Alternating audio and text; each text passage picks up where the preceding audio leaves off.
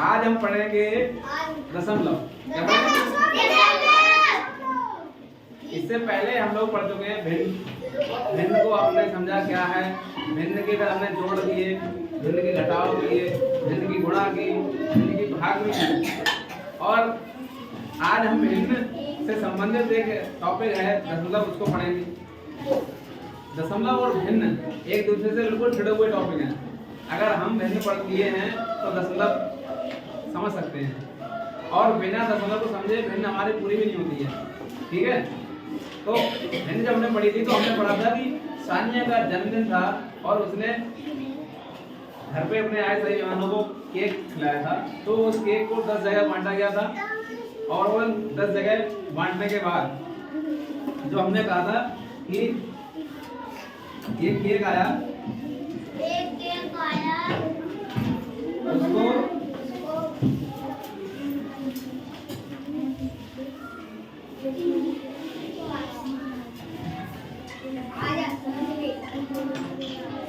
10 जगह बांटा। ऐसे ही केक आया है शीतल के घर, क्योंकि शीतल का जन्मदिन है, और शीतल ने भी 10 जगह बांटा है केक को। तो जब हमने सानिया के यहाँ केक बांटा था 1/10, ये हमने लिखा था उस एक भाग के लिए। किसके लिए? अब जानते हो इस एक को हम लिख सकते 1/10 को लिख सकते हैं कैसे? इस 1/10 को हम लिख सकते हैं 0.1 या 0.1। तो जब हम यहाँ शून्य यहाँ ये पॉइंट यूज कर रहे हैं, नॉट बिंदु, ये जो है यही दशमलव है। क्या है? हमने लिखा है कि दशमलव एक अंश है। हमें यहाँ देखा ये भिन्न है 1/10, इसमें ये क्या था? ये अंश, और नीचे क्या था? हर। यानी कि 10 का 1 का भाग क्या था? इस 10 का 1 का भाग एक अंश तो ही था ये। तो ये क्या है? ये इसी का अंश तो ही है ये। देखो जब हम एक हमने कहा था कि हम गिनती करते हैं 1 2 3, ये पूर्णांक संख्या है। क्या है? अगर हमें पूर्णांक के अतिरिक्त कुछ में जोड़ के लिखना पड़े अपूर्ण अंक, तो हम कैसे लेंगे? तब हम दशमलव का प्रयोग करेंगे। किसका? दशमलव का प्रयोग करेंगे। तो दशमलव एक अंश है, यहाँ लिख दिया गया, जिसे बिंदु के रूप में लिखा जाता है। ये जो बिंदु लिखा जा रहा है इसी को दशमलव कहते हैं, और यह इकाई और दसवां अंक के बीच में प्रयोग होता है। इकाई और दसवां अंक के अतिरिक्त हम इसे 100वें अंक में, 1000वें अंक में भी प्रयोग कर सकते हैं। ठीक है, तो यह है दशमलव। यहाँ आपने एक टेबल दी है जहाँ एक चित्र बने हुए हैं, यहाँ संख्या लिखी गई है, यहाँ इसको भिन्न में किसे लिखा है वो लिखा गया है। उसके बाद दशमलव में लिखा गया है, और फिर इसको पढ़ने का तरीका लिखा गया है। यहाँ एक वही केक दिया गया है, इसमें से एक भाग निकाला गया है। इस एक भाग को हम क्या संख्या बोलेंगे? ये एक भाग में निकला हुआ है, इसे बोलेंगे 1/10। क्या बोलेंगे? यानी 10 में से एक भाग। क्या कहेंगे? और इसे हम भिन्न में क्या लिखेंगे? हमने कहा 1/10 लिखेंगे। क्या लिखेंगे? 1/10। और इसे हम दशमलव में लिखेंगे तो 0.1। इसको यहाँ पढ़ने के लिए लिख दिया गया है 0.1। इसी प्रकार से पढ़ते हैं हम। यहाँ हमने 2 भाग ले लिए इसके, तो 2 दसवां हो गया 2/10 0.2। यहाँ 3 भाग ले लिए, 3 दसवां भाग हो गया 3/10 और 0.3। यहाँ हमने 4 भाग ले लिए, 4 दसवां हो गया भाग ये संख्या, और 4/10, और यहाँ हो गया 0.4।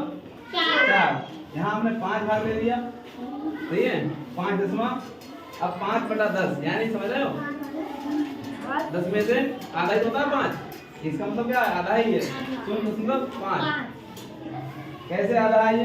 हमने कहा 10 बटा मतलब 5/10, 5 एकम 5 दूनी 1/2 आया।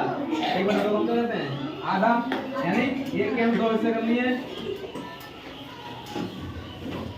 1 2, ये 2 में से ऊपर 1 में हिस्सा है, तो ये आधे 2 है, 2 में से 1 हिस्सा 2 थे, उनमें से 1 कितना होगा? ये आधा है नहीं, तो वो आधा ही है। ठीक है, अब इसके बाद क्या है?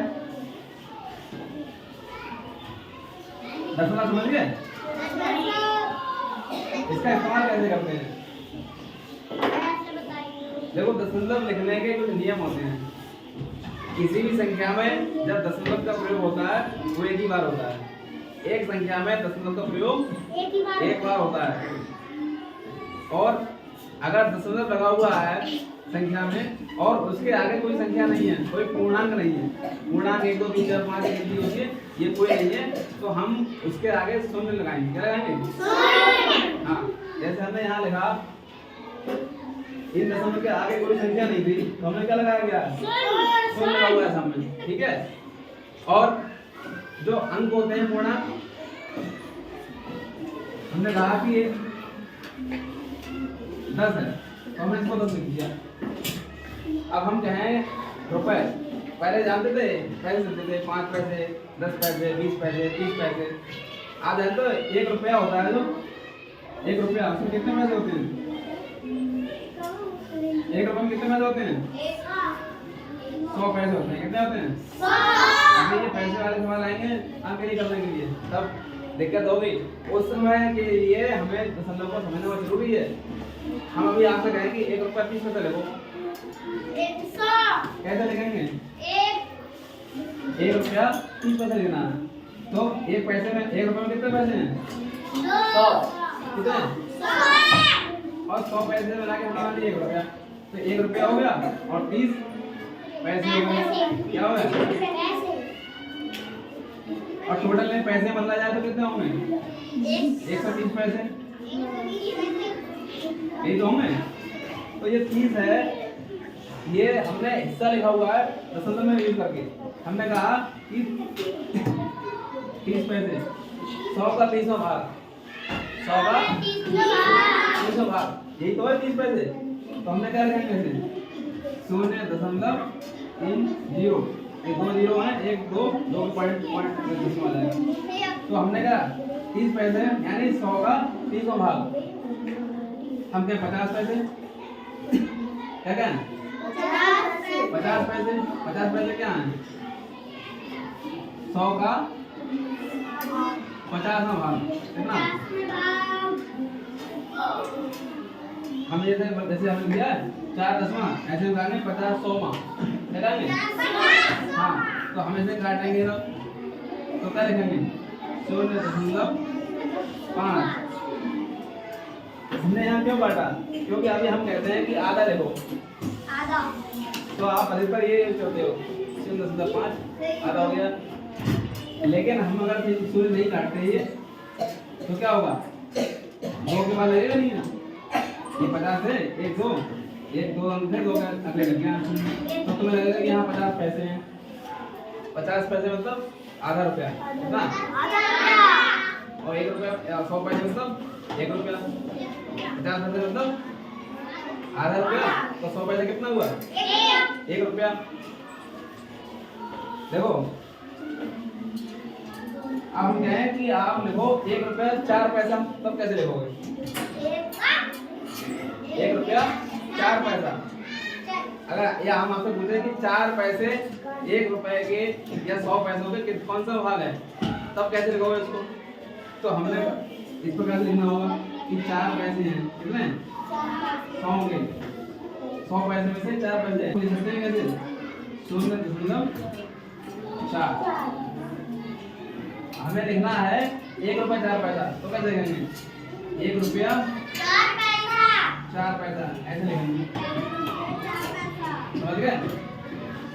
हम इनको पैसे में लिखें तो कैसे लिखेंगे? 100 पैसे जोड़ लिए और 4 पैसे जोड़ लिए, 104 पैसे हो गए। लेकिन हमको पता है कि 100 पैसे में 1 रुपया जाता है, तो क्या होगा? 1 रुपया और 4 पैसा। समझ गए? तो ये दशमलव बहुत जरूरी है और बहुत समझ में आ गया नहीं आ गया आपको? सही है। तो इन दशमलव को अच्छे से पढ़ोगे, क्योंकि अभी सवाल आएंगे दशमलव के जोड़ घटाना जो भी आएंगे, तो वहाँ बच्चे और गलती करते हैं। दशमलव के बारे में फिर से जान लो एक बार कि दशमलव का प्रयोग हम उसका अंश यानी भाग दिखाने के लिए ही करते हैं। ठीक है? एक तरह से भिन्न से संबंधित है, जुड़ा हुआ है। और क्या बात, ये एक तरह से भिन्न से जुड़ा हुआ ही है। भिन्न और दशमलव लगभग एक दूसरे से जुड़े हुए हैं। जैसे हम भिन्न का प्रयोग करते हैं अंश हर में इनके भाग दर्शाने के लिए, यहाँ लिखा भी गया है 1/10, तो यहाँ 1/10वां भाग कर दिया। उसी प्रकार से दशमलव का प्रयोग करते हैं समझ गए? और दशमलव तो लिखते समय ध्यान रखेंगे कि एक संख्या में एक बार ही दशमलव आएगा। जब आप घात करते हो तो हम कहते हैं पॉइंट लगा लो, संख्या बना लो, तो ऐसा नहीं कि हर संख्या के लिए पॉइंट लगेगा, एक ही बार लगेगा। ठीक है, समझ गए? धन्यवाद।